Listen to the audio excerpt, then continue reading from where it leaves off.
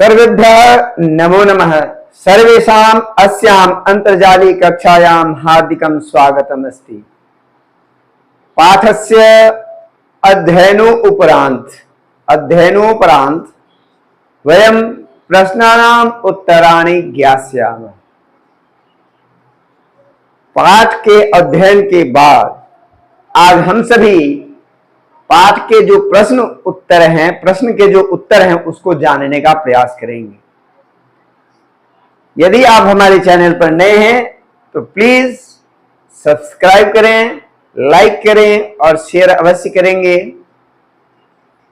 आइए विलंब न करते हुए हम लोग कक्षा का आरंभ करें, जिसमें हम सभी आज प्रश्न उत्तर करेंगे। उससे पहले भगवती का ध्यान करें। ओम असतो मा सद्गमय तमसो मा ज्योतिर्गमय मृत्योर्मा अमृतम गमय। आइए प्रश्न उत्तर पर हम सभी विचार करते हैं। हम लोगों ने पाठ को पढ़ लिया था, अविश्वस्ते न विश्वसेत। इस पाठ का अध्ययन किया था और आशा करते हैं आप सभी ने इस पाठ के शब्दार्थों को और वाक्यार्थों को अपने नोटबुक में पिछले वीडियोस को देख करके अवश्य लिख लिए होंगे।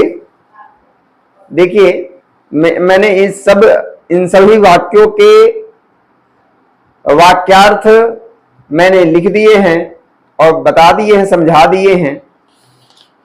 अब आपको केवल और सिर्फ केवल प्रश्न उत्तर करना है इन्हीं पढ़े गए पाठ के आधार पर। तो आइए विलंब न करते हुए कक्षा का आरंभ करें। श्रृगालः मूषक वृंदम दृष्ट्वा दूरम गच्छति। शुद्ध बात है या अशुद्ध बात है? ये वार्ता मतलब ये जो लिखा गया वाक्य है, यह शुद्ध है अथवा अशुद्ध है, इसको आपको देख करके लिखना होता है। तो आप जब आप देखेंगे वहां पर तो लिखा है अशुद्धानि। श्रृगाला सूर्यं प्रति उद्घाटितेन मुखेन तिष्ठति। क्या हो जाएगा? शुद्धानि। मूषका श्रृगालम दृष्ट्वा चकिता भवन्ति। मूषका सूर्यं पूजयितुं तत्र आगच्छन्ति। विडाला प्रतिदिनं मूषकं खादति। सर्वे मूषका श्रृगालस्य नाशम् अकुर्वन्। तो इन दिए गए वाक्यों में से जो तीन वाक्य हैं, पहला वाक्य क्या है? श्रृगाला मूषक समूहम दृष्ट्वा दूरम गच्छति। ऐसा नहीं है, बिल्कुल भी नहीं है, तो ये अशुद्ध वाक्य हो गया। और मूषका सूर्यम पूजयितुम तत्र आगच्छन्ति स्म, ये भी गलत बात है, क्योंकि वो श्रृगाल को पूजने के लिए आते थे। और बिडाला प्रतिदिनम मुस्कम खादति, ये भी गलत बात है, क्योंकि सही बात क्या है? सही बात यह है कि वो गीदड़ खा जाया करता था। और पढ़े गए पाठ के आधार पर ही आपको इन दिए गए रिक्त स्थानों को भरना होता है। श्रृगाला भोजनम प्राप्तुम भ्रमति स्म सह मूषकान् खादितुम बिडालस्य आगच्छत्। वायुं भक्षयितुं तस्य मुखम् उद्घाटितम् आसीत्। सूर्यं पूजयितुं तस्य मुखं सूर्यं प्रति आसीत्। मूषका श्रृगालं सेवितुं तत्र आगच्छति स्म। तो इस तरह से आपने देखा क्वेश्चन नंबर 2 को और क्वेश्चन नंबर 2 के आंसर को। प्रश्न संख्या 2 हो गए। अब प्रश्न संख्या 3, इसमें यह परीक्षा में प्रायः पूछा गया है और आता ही है, इसलिए इसको आप याद कर लेंगे। नत्वा, ये नत्वा है। नत्वा का अर्थ होता है नमस्कार करके। प्रणम्य, प्रणम्य का अर्थ होता है नमस्कार करके। दोनों का एक ही अर्थ है। मूषक समूहम मूषक वृंदम। चकिता विस्मिता पृथ्वी धरा दृष्ट्वा अवलोक्य। दृष्ट्वा मतलब देखकर और अवलोक्य मतलब होता है देखकर। दोनों का अर्थ एक ही होता है, ठीक है। पृथ्वी का अर्थ होता है धरा और धरा का अर्थ होता है पृथ्वी। तो ये दोनों एक दूसरे का क्या है? पर्याय है।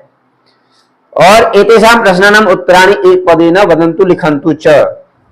तो श्रृगाला कम अनुसरति, श्रृगाला कम अनुसरति श्रृगालः मूषक समूहम अनुसरति।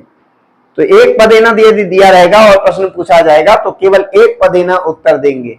इसलिए मैंने आप सभी को प्रश्न उत्तर को अलग अलग करके बताया है कि क्योंकि एक पदेन दिया रहता है, बच्चे एक वाक्य में लिख देते हैं, एक वाक्य में दिया रहता है, बच्चे एक पदेन उत्तर दे देते हैं, तो ऐसे में नंबर नहीं मिलेगा। इसलिए आप सभी से निवेदन है कि यदि एक पदेन दिया है तो एक पदेन ही उत्तर देंगे। श्रृगालः कम प्रति मुखम कृत्वा तिष्ठति श्रूर्यं प्रति मुस्काकम सेवन्ते श्रृगालम सेवन्ते मुस्काकम सेवन्ते मुस्काः श्रृगालम सेवन्ते हिष्टपुष्टक अभवत् श्रृगालः अभवत्। तो इस तरह से आगे है केशान संख्या न्यूनतरा अभवत्, केशान संख्या न्यूनतरा अभवत् मूषकानाम, मूषकानाम है ना, मैंने लिख दिया मूषकानाम, देखिए नीचे में सबसे नीचे में है ना, मूषकानाम, मूषकानाम, ठीक है। आगे है एकः श्रृगालः, एकः श्रृगालः अनयो पदयो विशेष्य पदम किम श्रृगालः। श्रृगालः क्या है, विशेष्य पद है। श्रृगालः भोजनम, अब आगे है एतेषां प्रश्नानां उत्तराणि पूर्ण वाक्येन वदन्तु लिखन्तु च। तो इन दिए गए प्रश्नों के उत्तर पूर्ण वाक्य में लिखें और बोलें। श्रृगालः भोजनाय कुत्र भ्रमति स्म, श्रृगालः भोजनाय कुत्र भ्रमति स्म, श्रृगालः भोजनाय एकस्मिन् वने भ्रमति स्म। मूषकराजः श्रृगालं किं पृच्छति, मूषकराजः श्रृगालम् अपृच्छत् भवान् एवं किमर्थं स्थितः अस्ति। श्रृगालः किम् अवदत्, श्रृगालः अवदत् यदि अहं चतुरः पादान् धरायां स्थापयिष्यामि तदा पृथ्वी अधः गमिष्यति, अतः अहम् एवं स्थितः अस्मि। मूषकराजः मूषकान् किम् अवदत्, अवसरं प्राप्य धूर्तः श्रृगालः किं करोति स्म, अवसरं प्राप्य धूर्तः श्रृगालः मूषकं खादति स्म। मूषकराजः मूषकान् किम् अवदत्, मूषकराजः मूषकान्, अब यहां पर हलंत आप अवश्य लगा लेंगे, मूषकान, मूषकान चूहों को, है ना। मूषकराज चूहों को क्या बोला, मूषकराज चूहों को बोला अहम अपि एव चिंतयामि, मैं भी इस प्रकार सोचता हूं, मम शंका श्रृगालस्य उपरि अस्ति, मेरा जो संदेह है गीदड़ के ऊपर ही है। अहम अवश्यम एवस्य कारणम ज्ञास्यामि, मैं अवश्य ही इसका कारण जानूंगा, अवश्य इसका कारण जानूंगा। भवन्तः अधुना गच्छन्तु, आप सब अब जाएं। मूषकराजः तान् अवदत्, तत्र तान् इति पदम केभ्यः प्रयुक्तम, मूषकेभ्यः प्रयुक्तम, ठीक है। और आगे है प्रश्न निर्माण। तो प्रश्न निर्माण में मैंने आपको बता रखा पहले से कि लिंग विभक्ति और वचन को देख करके आपको किन शब्द के शब्द रूपों का प्रयोग करना होता है।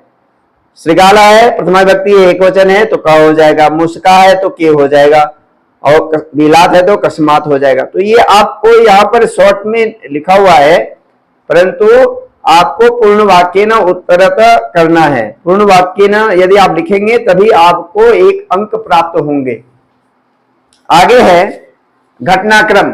घटनाक्रम में 7वां प्रश्न है घटनाक्रम। घटनाक्रम में क्या है, सबसे पहले होता क्या है, घटना क्या क्या कैसे कैसे घटती है।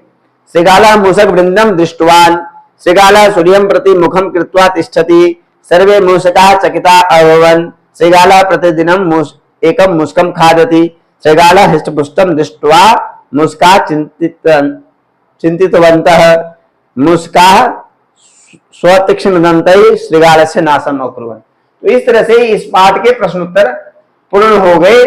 अब इसके बाद जो है आपको करना है तुमुन प्रत्यय अव्यय पदानी। तो अव्यय पदानी और तुमुन प्रत्यय का जो हमने पहले व्याकरण के जो सीरीज मैंने खत्म कर रखे हैं, आपको पढ़ा रखे हैं, उन्हें आप देख लेंगे तो निसंदेह आपको समझ में आ जाएगा। और इस वीडियो के लिंक में आपको मैं दे दूंगा। आशा करते हैं आपको यह पाठ, इस पाठ के जो प्रश्न उत्तर हैं आपको समझ में आ गए होंगे। फिर पुनः वही स्लोगन मेरे साथ बोलेंगे, जय तो संस्कृतम, जय तो भारतम। स्वस्थ रहें, कुशल रहें, मंगल रहें, इन्हीं कामनाओं के साथ मैं